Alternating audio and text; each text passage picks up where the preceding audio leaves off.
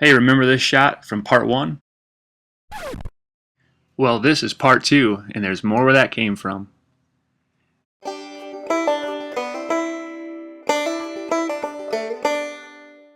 As for this little teaser you've been seeing, well, wait no further than the end of this video.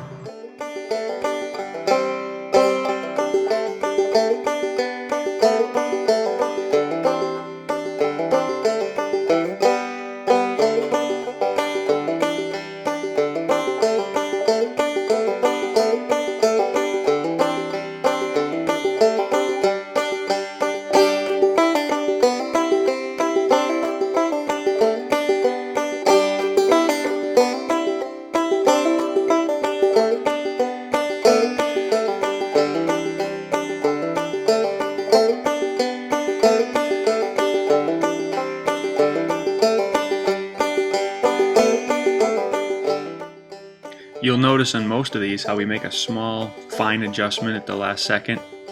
We're using the rangefinder on every shot and just making that last little adjustment before squeezing the trigger. Watch the high placement of this arrow.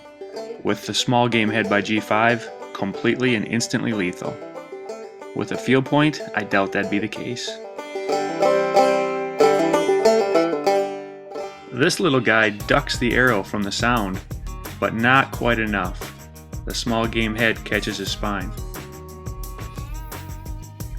This shot and a few others like it helped us to realize that we need to aim a little low on these creatures. Small game head's still going to put them down if it hits right where we want to. However, if they duck a little bit, then we're really on target.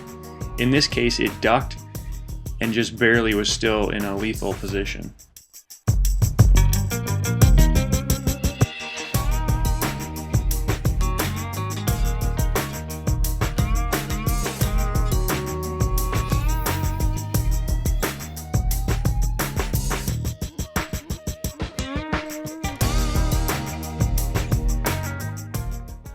Since this is a clean miss, we'll go ahead and show the slow-mo. You can see the squirrel completely ducks the arrow. And watch it catch the fence, and the fence flexes and flings the arrow back at us. Awesome.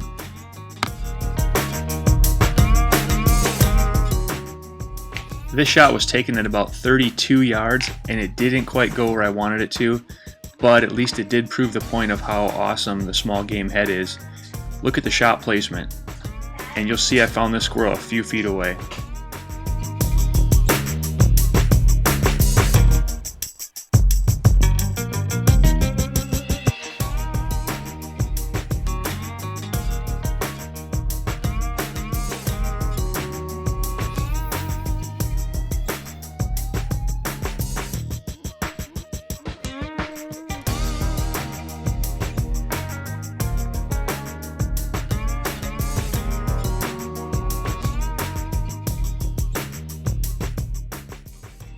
Unfortunately, this first shot wasn't lethal.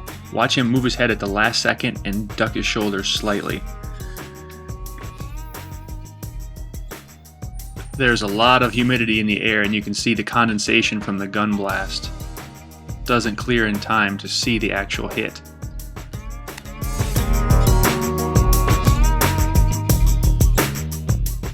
Here's the follow-up shot on him just a few seconds later, and it took care of business.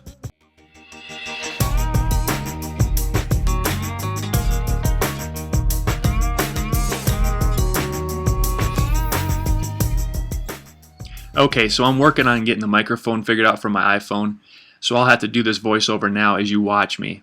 The squirrel in my right hand is the one we shot out in the front yard. As you'll see here in a minute, I left the arrow that I shot it with dirty, with a little bit of blood, meat, gristle, and hair. That's what we're looking at right now. See, that was the problem. And that was what happened on the follow-up shot on the squirrel and why it shot low. Okay, so now going back to the first shot on the squirrel that hit it above the shoulder, that was a clean arrow and a shot right where it should have been. It's just that it ducked a little bit. Hit it right there on the first shot. Then that second arrow that was dirty with the extra weight didn't hit the heart lung where I wanted to. It went down and hit down below. Liver area, kidneys. It was lethal, but not quite where we wanted it to. Anyway, lesson learned. and food for the pigs anyway. Once again, turning squirrel into tasty pork a month or two down the road.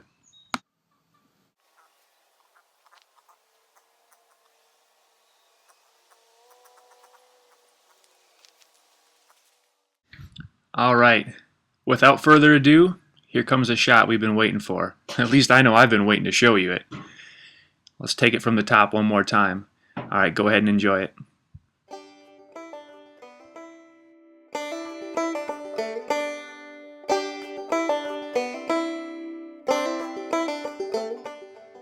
As if the shot wasn't good enough by itself, I just love how it drops into that hole, the hollow stump. Alright, here goes one more time. It should go without saying, but if you're watching the edited version, please get to the site, watch the slow-mo.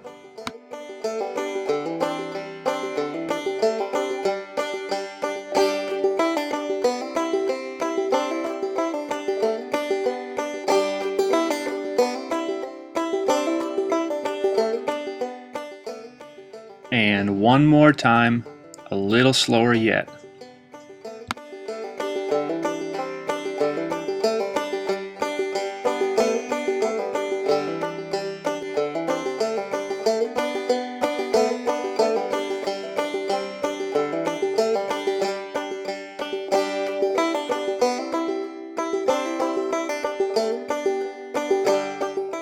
So that was my favorite shot of all time. This one is a very close second. You're going to notice we bring the reticle up here in a second. Second mil dot, hit him right on target. And immediately afterwards, this other squirrel sticks his head out and decides he better get the heck out of there. Look at him. Alright, this is an awesome shot and great visuals here in a minute. But if you're not seeing them, that means you need to go to our site and go to the unlisted version.